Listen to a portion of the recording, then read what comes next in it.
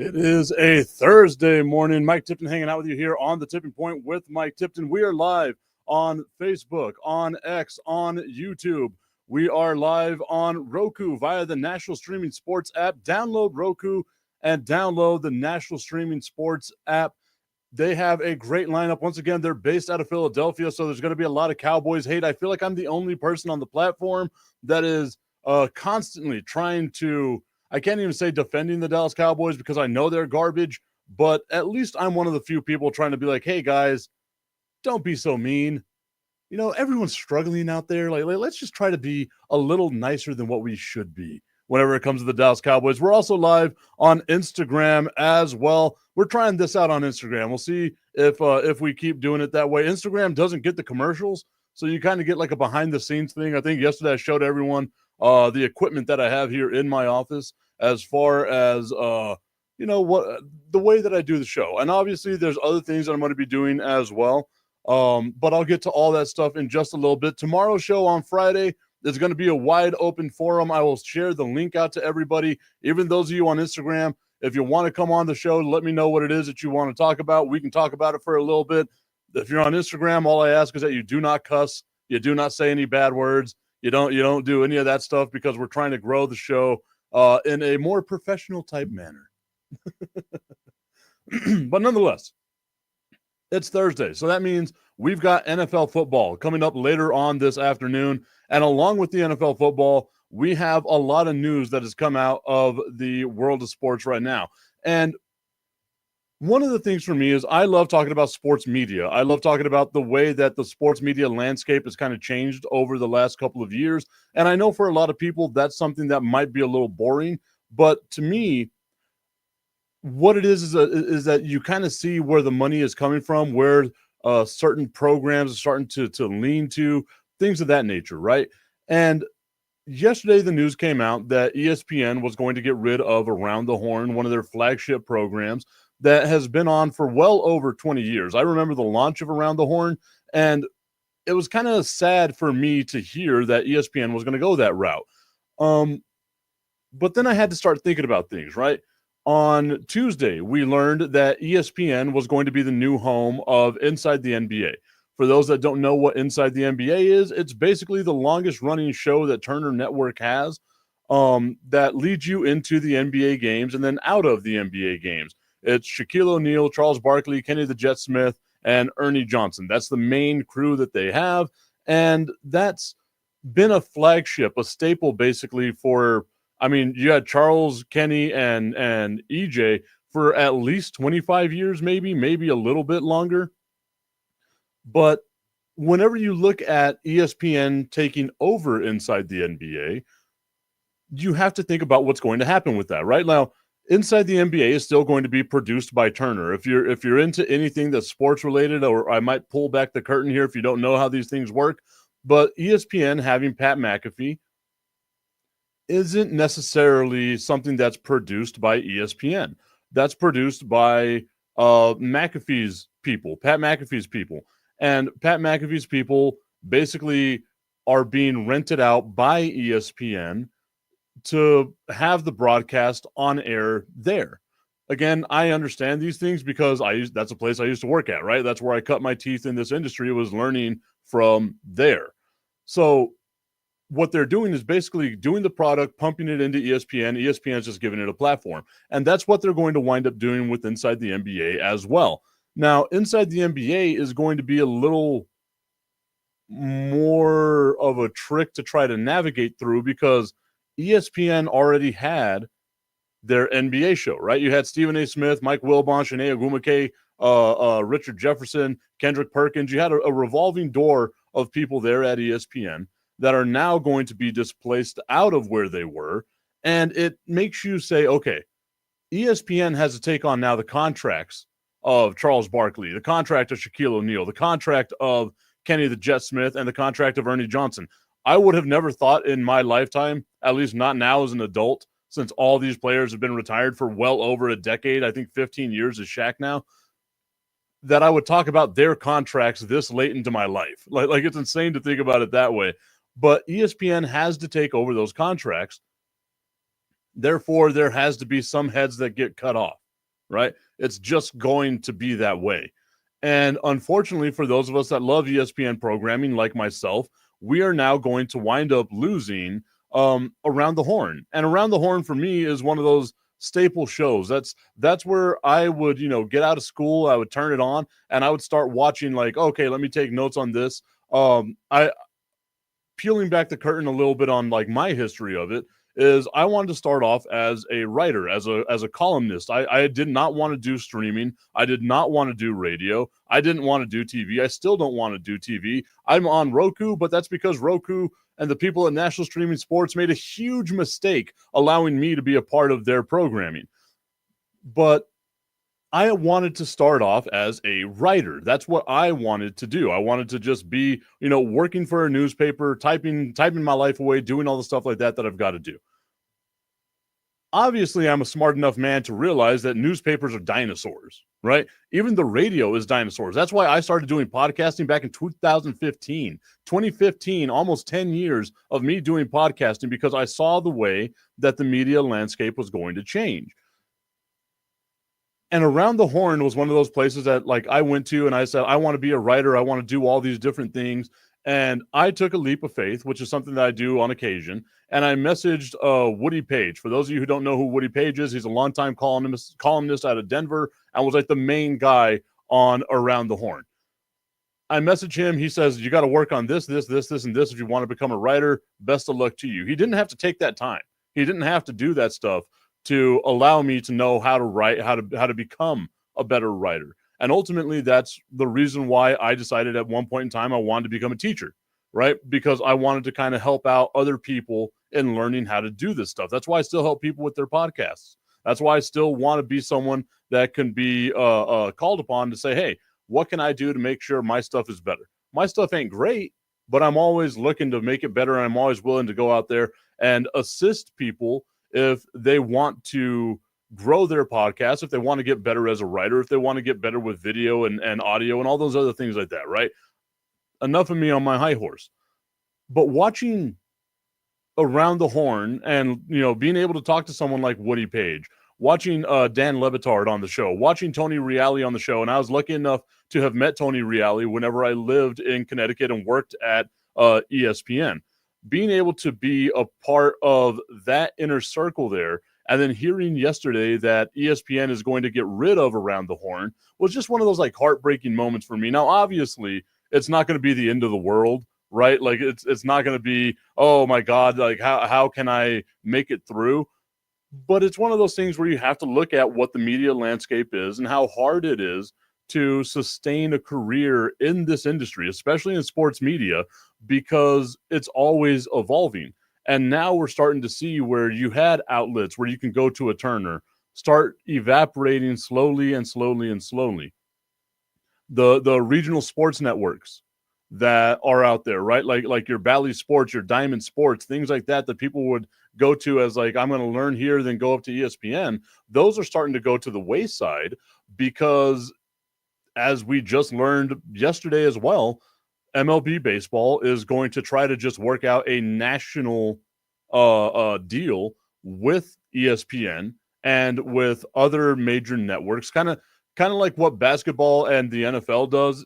Major League Baseball's never done before, where you have the three big companies that broadcast the games. For the NFL, it's NBC, Fox, CBS, and ESPN.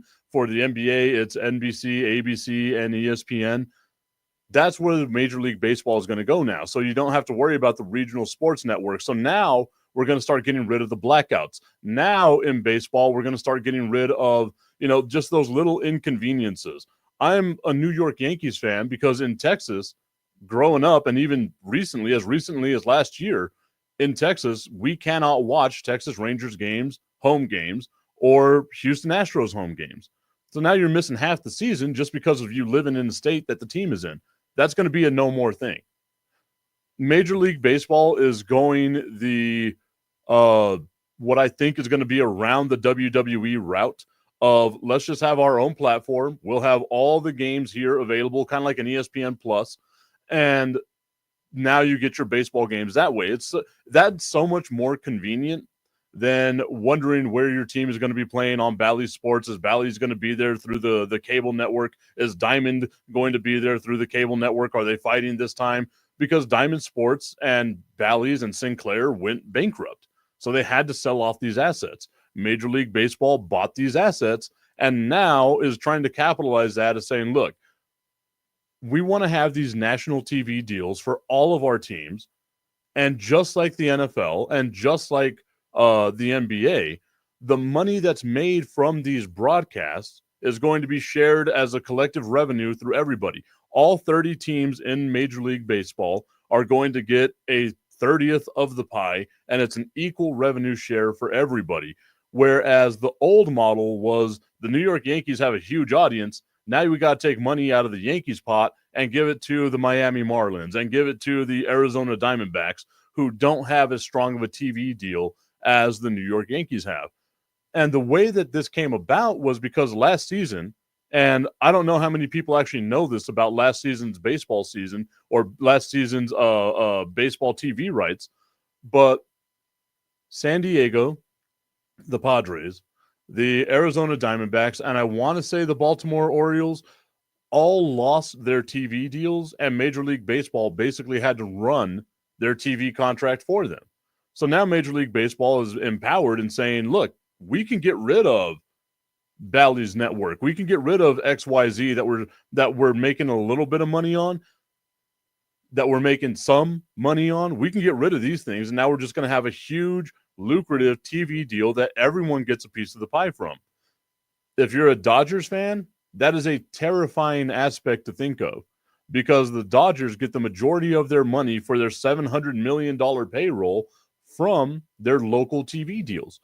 That's what made Major League Baseball become a regional sport as opposed to a national sport. Was we cared so much more about the regional network than what we did with the national brand, despite the fact that if I'm in Texas and I have Bally's Southwest, I can't get the Texas Rangers. Cujo Speaks over on Instagram says, I used to work for Fox Sports Detroit, which changed to Bally's and is now FanDuel. I haven't been able to watch a Tigers game in years. And I think that's going to be the saving grace if you're a baseball fan, right? Is now I get to actually watch my team again. It's not going to be I don't think it's going to have the same hometown feel. You know what I mean? I think it's going to be a little more generic as far as the broadcast goes, where you're not going to have the super homerish broadcasters, but I think there'll still be a little bit of that. It's just now you actually get to watch your team in your area. And that's an amazing thing to think of, right? I think of myself. I mentioned a little bit earlier. I'm a Yankees fan because in Texas, at that time especially, the Diamondbacks weren't a team.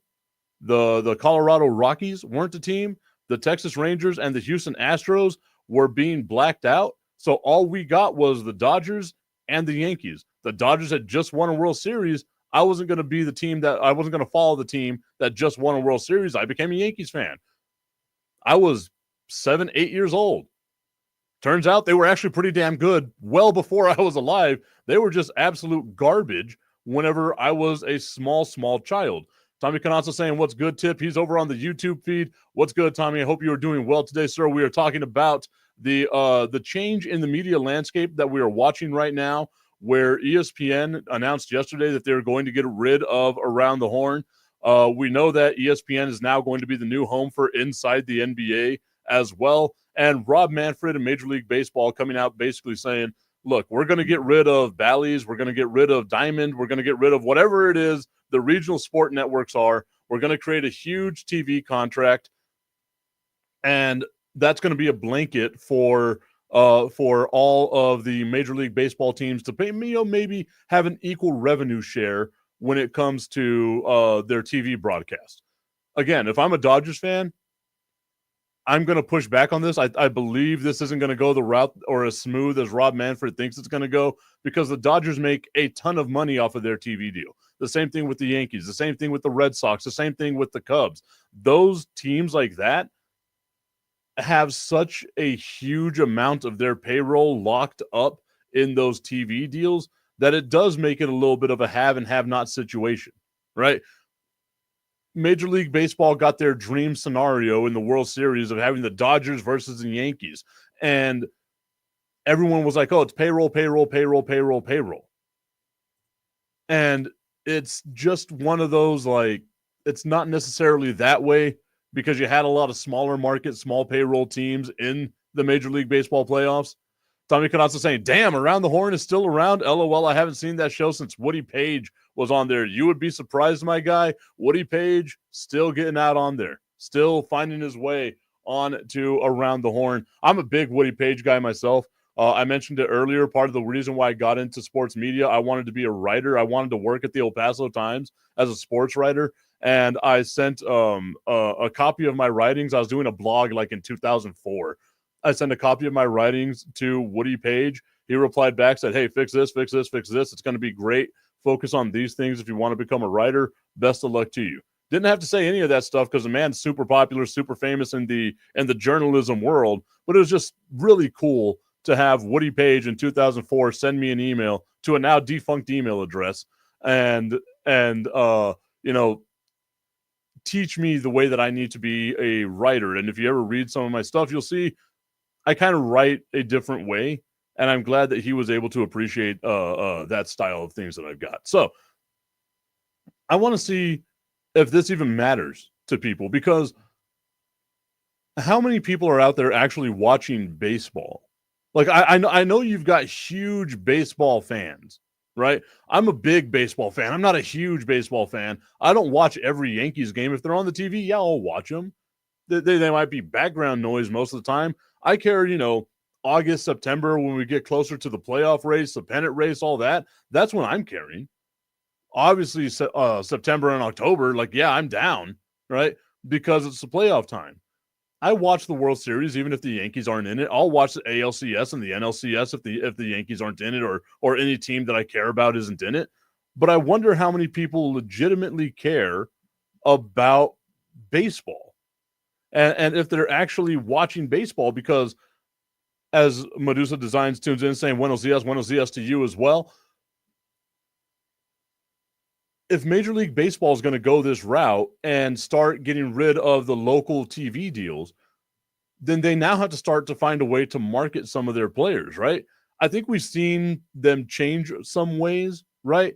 Is we watch commercials now that have Shohei Ohtani in them. We know what Shohei Ohtani looks like. I sincerely doubt if very few people out there would know who Mike Trout is and what he looks like. And he was the star of baseball for at least a good 5 to 6 year period prior to Shohei Ohtani becoming what Shohei Ohtani has become. We know what Aaron Judge looks like, right? Because they're marketing him. But why not market a Juan Soto, who's 26 years old and can still go out there and do a bunch of things? What is Major League Baseball going to do to reach out to a younger audience? I get it, they're speeding up the game. Weird place to draw the line. The game's too slow, so we're going to speed up the game. Very weird place to draw the line there, but whatever. I'm just some dude. What do I know about things? What is Major League Baseball going to do in the future to ensure that they have a younger audience that gets to actually watch the games all the time? Tommy Canazza saying he's the same way whenever it comes to his Boston Red Sox. He'll watch the playoff games, and anytime they play the Yankees. I'm the exact same way.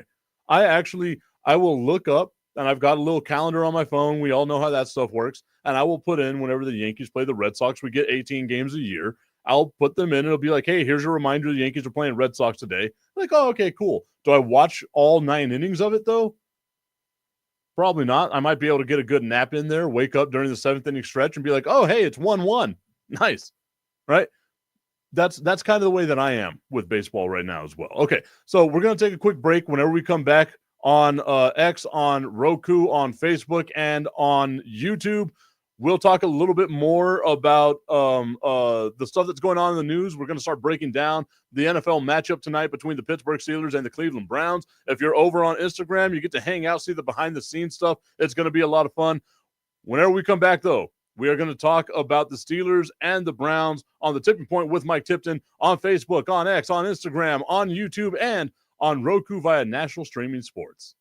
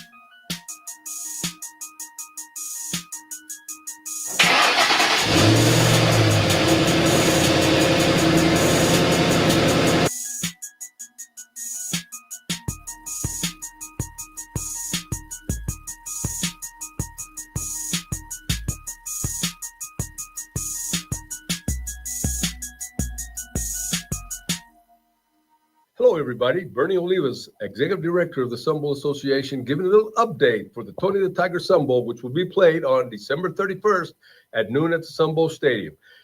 Still too early to find out who's coming to the game, but I'll give you a little update. I get a lot of questions as to what's going to happen with the Pac-12 now that they're dissolved. Well, for the next 2 years, the Sun Bowl Association will have a pick of all the Pac-12 schools that left.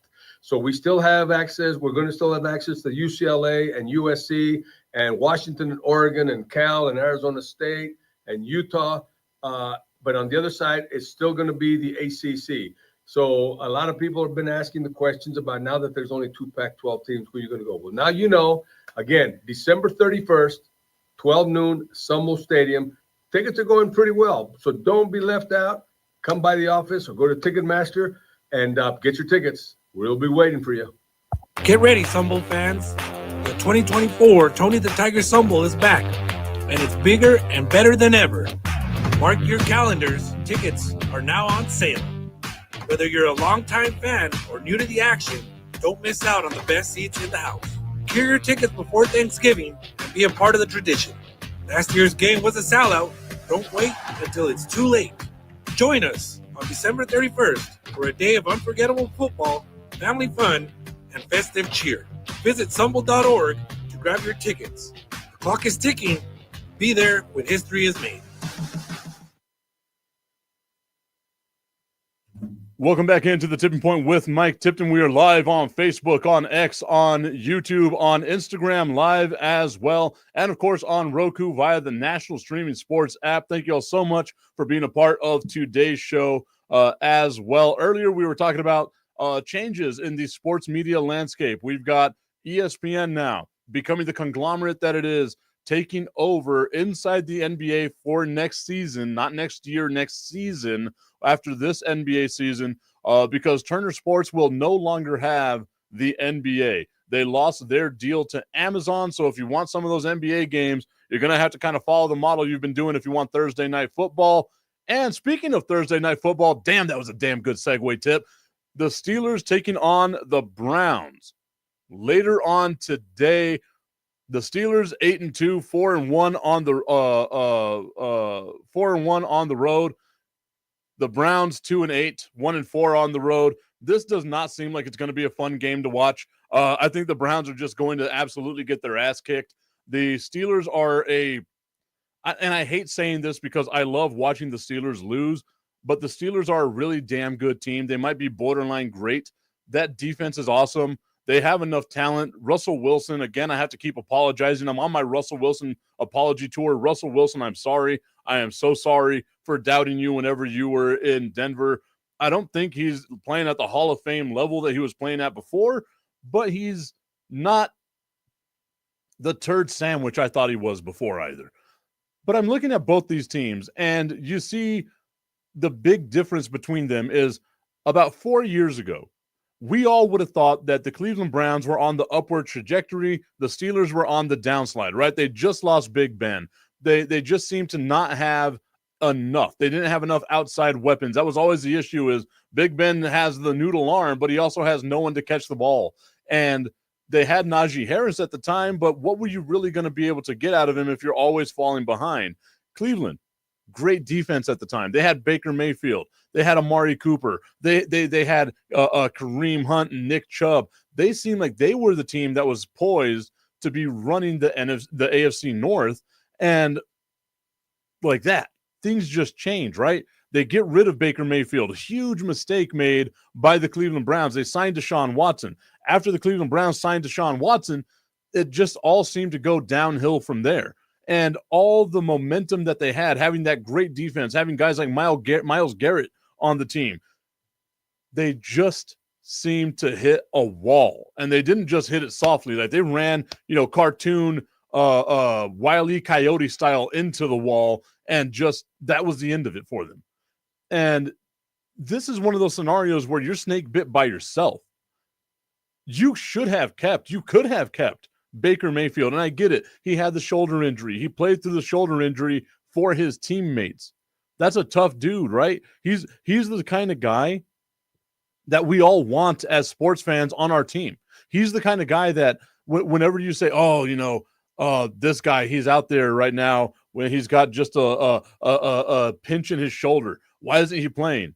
Baker Mayfield had basically a torn rotator cuff and was still out there playing. It wasn't on his throwing shoulder, so he was still out there playing, trying to be the best quarterback he could be.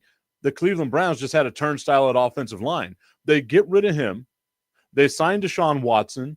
And then now all of a sudden we see the Cleveland Browns do what the Cleveland Browns do best, and that's just disappoint and lose.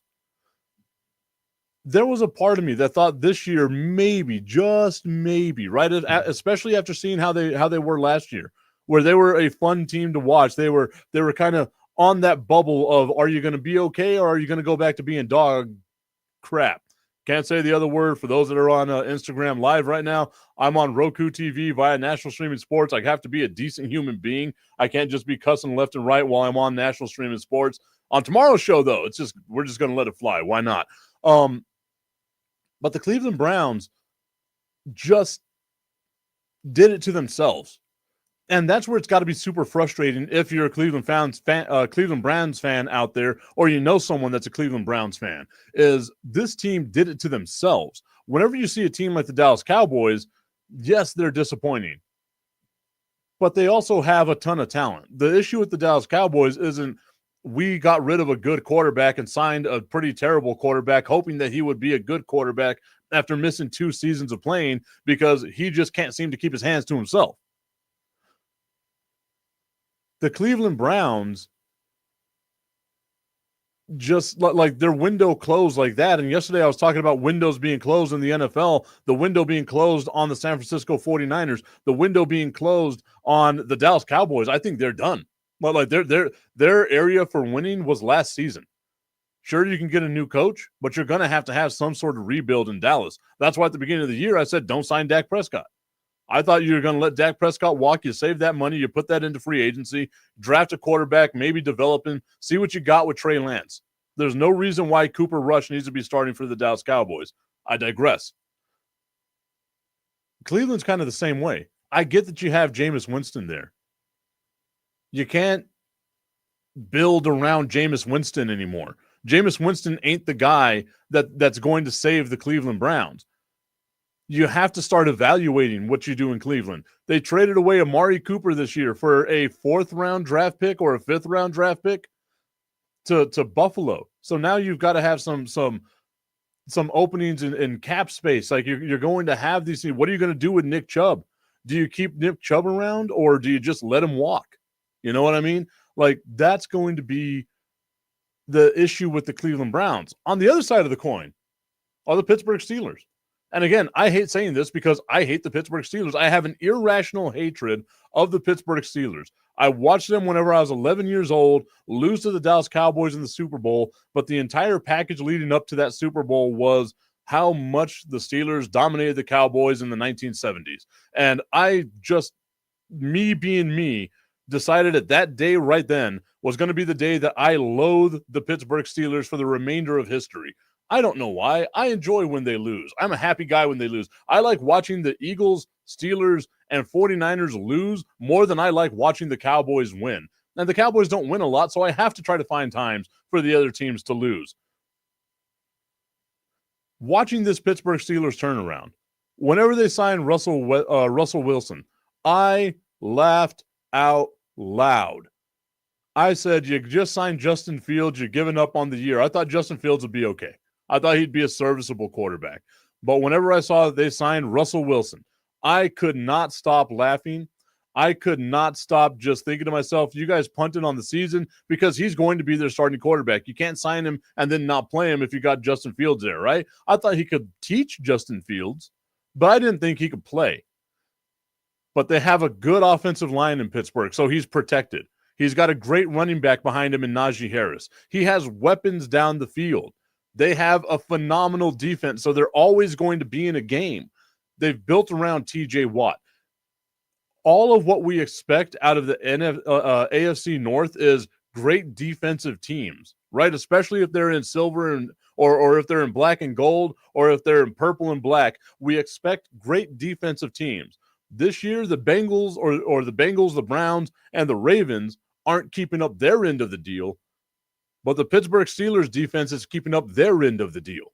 And to me, I understand that you got to have some throwaway games here, especially with this NFL season, right? It's so top heavy and so bottom heavy that there's nothing really in the middle. You don't have those middling teams that try to help you navigate through the NFL season. It's a lot of 8-2 and 2-8 and 3-7 and all that, right? Like that's kind of the way that the NFL landscape is looking right now. So whenever I look at this matchup right here, this is why people hate Thursday Night Football. For as amazing as it was a couple of weeks ago, whenever you had the Bengals and the Ravens on Thursday Night Football, and it was just an absolute shootout, to get in this is like a huge just slap to the face if you're an NFL fan. Am I going to watch this game tonight? Probably not. I love the NFL. I have to talk about sports stuff. I don't think I'm going to watch this game at all.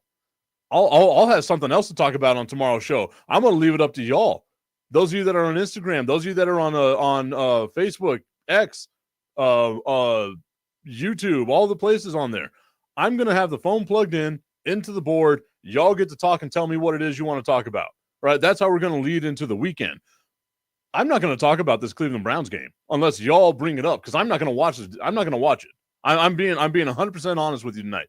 I wonder what the NBA schedule is. I'm going to look at that real quick. Let's see if I can find something that's a little more fun than what we've got with Cleveland and the Steelers. And there we go. Utah and San Antonio. I'm going to be watching that because I'm a San Antonio Spurs fan. I'm going to watch Wembanyama go out there. Yes, the Spurs won a couple of days ago without Wembanyama. I'm going to watch that game. I would rather watch a basketball game this early in the season between a 7-8 San Antonio and a 3-11 Utah than be subjected to watching a 3-hour broadcast with 11 minutes of action between the Steelers and the Browns. I have some players on fantasy, so I'll get updates on that. But that game is just not going to be fun, and it's not going to be worth watching, at least not for me. I know a lot of people out there, again, I think Tommy Carranza said it the other day, that because I like basketball more than I like football, and it's sacrilege to say it here in Texas, Tommy Carranza said that it was blasphemous for me to have said that here in Texas. I do like the NBA much more than I like the NFL. I think it's a lot more fun. I think there's a lot more action that goes along with it. I don't want to be subjected to watching, forced to watch as though like I was a prisoner. This is what they show people in Guantanamo Bay. In Guantanamo Bay for torture, they're going to be showing them tonight, the Steelers and the Browns. This is a torture device. None of us should be watching this damn thing because it's not going to be a fun game. It's not going to be, there's not even a storyline here that I care about. It's an 8-2 team fixing to blow out a 2-8 team. And it might not even be a blowout. It might just wind up being like a 17-3 game because neither team has the ability to really, put up a ton of points right here. Tommy Carranza saying that I'm going to sports hell. I think I'm there. That's what this is. Steelers Browns is sports hell. If you told me for the rest of eternity that all I could watch was Steelers and Browns, that would be hell. Unless you throw in the University of Texas at El Paso in there, in which case that's I don't know. I don't know if I'll be able to watch those games. But that would be my version of sports hell, is having to deal with that type of a lineup. Does anybody really care about the Steelers and the Browns tonight? ZT Loading says top 25 college hoops tonight. Number 13 Baylor taking on number 22 St. John's. There you go. There you go, right? I do a disservice to myself because I don't pay attention to college basketball as much as I should, especially this time of year. So I think I might watch that. Thank you, ZT Loading, for letting me know what that was over on Instagram. I think I will be watching that game tonight. I've got the 2 TVs set up in the living room, and I don't even know if the Amazon Prime game of the week between the Steelers and the Browns is going to be the one that I'm going to have on any one of those TVs. Hell, I might even bring out like the laptop and the iPad. I will take a picture of it. I will take a picture of it, and I will show everyone here that there is no way in hell. I will find a lot of things that I can watch before I subject myself to watching the Steelers and the Browns on a Thursday night football game. The NFL has to do better with these one-off games. They just have to. Even at the beginning of the year, there was no way in hell you could justify on a Thursday night having the Steelers and the Browns. Because coming into the season, we all thought the Browns were going to be what they are, which is the Browns, and we all thought the Steelers were just going to be in a rebuild. How dare the NFL say on Thursday Night Football, a day where we can showcase everything we possibly can, let's have the Browns and the Steelers. And now the Steelers are actually good, and the Browns are bad. The Browns are just normally what the Browns are. And that's the game that we get subjected to on a Thursday night. I know it's been a thing for a lot of people out there. I can't be the only one that thinks this whenever it's the whole Thursday night football just sucks. But I would rather watch, and Tommy Canazza has it right here. What about a 3-7 Dallas Cowboys team? That would be, once again, my version of sports hell. I think my version of sports hell with the Dallas Cowboys would be what they've been since the 1996 and all those years where they were, 8-8 or 9-7 or 7-9. That's my version of Dallas Cowboys hell, right? 3-7. If they end the season this year 3-14 or whatever it is, I'm good with that. That means you get a good draft pick. If you're constantly 9-7, 9-8, 8-9, whatever the math comes out to here, you're just one of those middle of the road teams. You're probably going to only have, the 5th ranked best offensive lineman left for you to draft, the 97th ranked quarterback out there that's more than likely not going to pan out for you, at least, because he'll wind up going to some other team and become a superstar. Like, that's what the Dallas Cowboys have perennially drafted over the last 2.5 decades, outside of like a Zach Martin, right? Tommy Canazza saying he wants the Cowboys to go number 1 overall. I'm down with it too. I want the Dallas Cowboys to go number 1 overall. I said at the beginning of the year, I said it all season long, that I wanted the Dallas Cowboys to just tank it away. Just get rid of it. Like there's no need for the Dallas Cowboys to win any more games this year. There was no need for the Dallas Cowboys to win any games this year. I thought I wanted them to trade away Dak. Get rid of Dak. Sign CD. Sign Micah Parsons. Save that money. Put it into free agency for the year of 2025. See what we can get in the draft. Whatever it takes. And I'm even on the boat now of, if you have the ability to do so, you might as well just trade Micah Parsons as well, because you might get a lot of draft picks out of it. Get as much draft capital as you can if you're the Dallas Cowboys. Get that payroll from bringing right at that $280 million salary cap. Bring it all the way down to like $2.4, and then build from there. Like that's the only way that it should get. Tommy Canazza says he wants one more win against Washington selfishly. I've resigned myself. You could even hear the exasperation in my voice. It's like, oh, God. I've resigned myself to thinking that the Dallas Cowboys, if they win another game this year, I will be pissed off. I want them to lose. I don't want the Dallas Cowboys to win any more games. As a Cowboys fan, just lose. All of them. You shouldn't have won 3 to begin with. Now we have to contend with the Panthers and the Giants and the Jets for getting the number 1 overall pick because we were so good in the first 3 games of the year. Get the hell out of here. You should have lost those damn games. Lose them all. Lose the rest of them for the rest of the year, Dallas Cowboys. You have nothing to play for. Literally nothing to play for. Find a trading partner. Get rid of Dak, find someone in the draft, whatever it is that you have to do in order to save money in the future. Because I get signing Dak if you think that you're, right there on the cusp of winning a Super Bowl, but they are not. We saw this team get just ransacked in the playoffs last year against the Green Bay Packers. And yeah, maybe the Packers just had their number that day, right? The Dallas Cowboys since that game have been down by 20 points or more in every single home game. They're the only team in professional sports to not win a home game this year. In the calendar year of 2024, the Dallas Cowboys are the only team in all of the sports, that includes even the little itty-bitty minor sports, are the only team in all professional sports to have not won a home game. That is absolutely mind-blowing. that the Dallas Cowboys are that damn bad. Like it's. I got off the subject. I was talking about the Browns and the Steelers, and look what you did, Tommy. You got me good. You got me railing about the Dallas Cowboys. Oh God. You could even see like the insane vein was coming out here. I got to do like the woosah. I got to rub the ears. Got to like soothe myself. I'm gonna be in a corner a little bit later on today, just crying in the fetal position. Maybe even in the bathtub, just letting like the hot water hit me in the shower. Not even gonna take off the clothes. Like the suit's gonna still be on. It's just gonna be in the shower crying because of how bad the Dallas Cowboys are and the toxic relationship I have with that damn team. It'll be a fun time. I've never thought this before. Tommy Cananza just reminded me about this. I've got one more break I'm going to take right after I give you this thought, though, Tommy. Is Tommy Cananza says that'll change. We've got New York next week. Tommy over on the YouTube feed commenting over there. Yes, the Dallas Cowboys have the Giants next week. The prime game on Thanksgiving is that afternoon game, right? It's not the morning game. It's not the nighttime game. It's all about that afternoon game.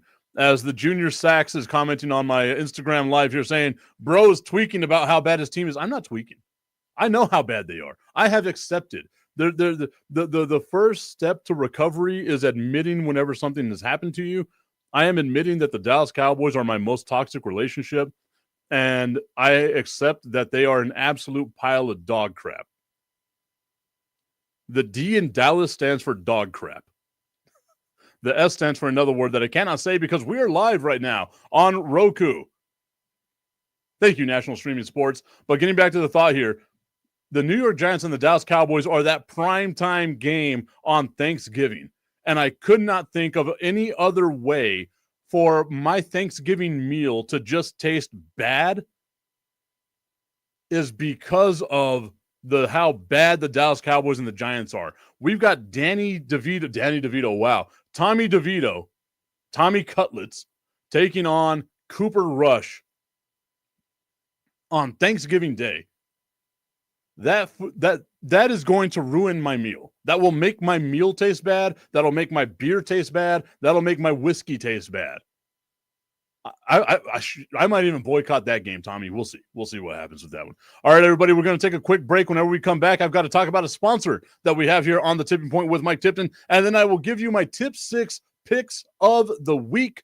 All that whenever we come back here on the Tipping Point with Mike Tipton on Facebook, on YouTube, on Instagram Live, on X, and of course on Roku via the National Streaming Sports app.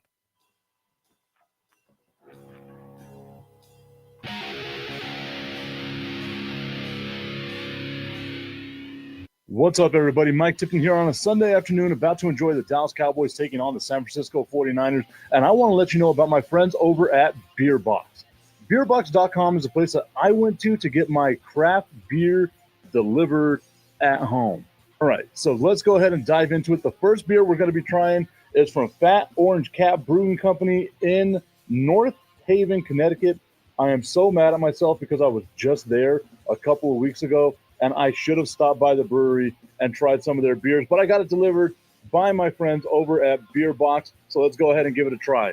A little ASMR for the ASMR audience here. The Baby Kittens from Fat Orange Cat Brew Company in North Haven, Connecticut is a hazy IPA. And you can see right there how beautiful it is, how hazy that looks. It's got a 6.5% ABV, so you know it's going to pack a little bit of a punch. I'm not a big IPA guy, but I can't wait to try this one. I can already smell that it's going to be super fresh. So here we go. Cheers. That is very interesting. It's not super impactful like what you normally get with a lot of IPAs. I think I might be a fan. I think a hazy IPA might be the way that I'm going to start going in the future. There you have it. The Baby Kittens from Fat Orange Cat Brewing Company in North Haven, Connecticut. I'm giving that one an 8 out of 10. That is a great overall beer. So the next beer we have is going to be the Greenhouse Pilsner from Evil Twin Brewing Company in Ridgewood, New York. This is a Pilsner. It's got a 5% alcohol ABV on it, but you can see here an absolutely beautiful can. I love the artwork on that. That thing is absolutely gorgeous. I can't wait to try this one. Here we go again for the ASMR audience.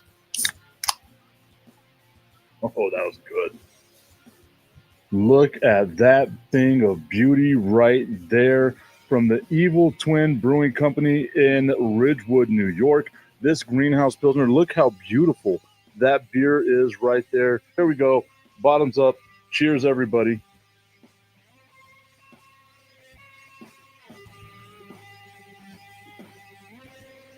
Man, that's good. That is phenomenal. I'm giving that one a 9 out of a 10.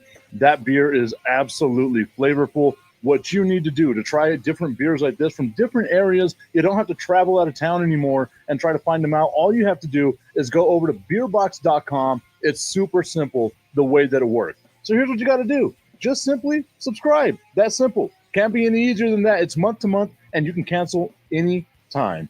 Obviously, you must be 21 to enjoy. Then all you got to do is get ready. The experts at Beerbox select a top-notch variety of craft beer packed, shipped directly to your front door.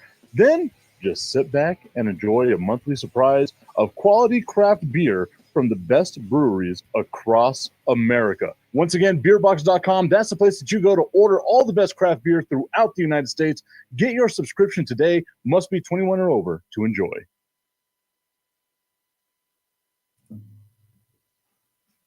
Welcome back into the Tipping Point with Mike Tipton. Big shout out to our friends over at Beerbox, beerbox.com. That's the place that I go to get all my craft beer delivered to me here in El Paso. Those that do not know, Texas does not allow you to ship beer. So it's really awesome, or ship any alcohol, really. So it's really awesome to have Beerbox. I don't know how they're able to get it done, but they ship throughout all of the country, send it over here to my pretty little self in El Paso, and it's an awesome, awesome program that they have. I cannot wait to finish the video that I have yesterday. I was not going to drink all 8 beers in one sitting because that would just make me an alcoholic, and since I was by myself, I don't want to be an alcoholic. Where's my sipping whiskey at? Where's my morning whiskey? Y'all have no idea what's in this coffee cup. Ha-ha! But I also want to give a shout out to one of our sponsors here. We have finally done it. I don't know how we did it, but thank you to the audience that is out there on Instagram that was supporting all of the crazy nonsense that I put out there. I do put out a lot of things just to piss people off because I'm that kind of a guy. I don't mind it. I love the discourse of making people mad. But one of my new sponsors here on the show is Happy Nuts Comfort Cream. For those of you that don't know what Happy Nuts Comfort Cream is, Happy Nuts is a product that you put on in your male areas or any area that experiences chafing, just heat, anything like that. You want to make sure that you're comfortable and taken care of right now. And especially this time of year because we're bundling up, you get super sweaty down in areas that shouldn't be spoken about, and you want to make sure that you are comfortable as well. Well, Happy Nuts and I have teamed up. You can go to myhappynuts.com/Mike Tipton, and you can get your own Happy Nuts Comfort Cream as well. They also have like deodorant sticks and things of that nature. You rub that on the areas that you have any type of chafing, any type of heat and sweat. And believe me, whenever I tell you this, it is an actual product that works. I would not be talking about it if I didn't use it and if I didn't actually believe in it. The freshness is unbelievable. Guys, do yourself a favor. Make sure your nuts are as happy as they can be with Happy Nuts. myhappynuts.com/Mike Tipton. That's where you can go to. We have up to 40% off on their Black Friday sale happening from now all the way through next week. myhappynuts.com/Mike Tipton. Okay. It's funny because I can see the audience that's tuned in on Instagram, and I know that a lot of that audience is people that should not be watching my show right now because they should be somewhere else. But nonetheless, they get to watch someone talk about myhappynuts.com. Medusa Design saying nothing like Happy Nuts. I'll say it too. You guys already know how I am, how I like to make fun of things. Just imagine the commercial that I am writing and that I am producing that will be airing next Monday. I cannot wait for that one, because I think that's going to be just an absolute best. Like it's going to be great. Tommy Canazzo saying Happy Nuts. Also saying now that he's going to give that a try, saying that he's going to tell his wife that he wants Happy Nuts. Also going off saying that the beer looks good. He doesn't often drink, or he would subscribe. Hey, my guy, I totally get it right now as well. I just drink to deal with the pain for the Dallas Cowboys. That's just me. And then going on to say, man, if Tommy DeVito beats the Dallas Cowboys, he is effing done. I don't blame you, Tommy. I think I'm done. But that's just me being nihilistic, being an asshole, being whatever it is that I am, right? But you know what? I'm not sad because my nuts are happy. If you haven't seen the video that I put out there, I put out a video on Instagram because I made fun of Harrison Butker. How dare I make fun of Harrison Butker? Because, he wants women to stay in the kitchen. I've got 12 sisters, not even an exaggeration. I have 12 sisters. And I must be some sort of a beta male because I want my sisters to be treated equally. Crazy concept. And because of that, I put out a video just kind of making fun of him because he did a really zesty stance whenever he was going to kick a field goal. And I became public enemy number one with a certain wing of people calling me a beta male, calling me all kinds of stuff. So I made a video, put it out on Instagram talking about my happy nuts. And the haters were on my nuts. So I might as well make sure that my nuts were nice and comfortable for them. That might get me in trouble with Roku. I just thought about that right now. Probably shouldn't have said that. Can we rewind the tape? Can we edit that out? No? Great. All right. So, like I said, I wanted to give you all my tip 6 picks of the week. So let's go ahead and get started.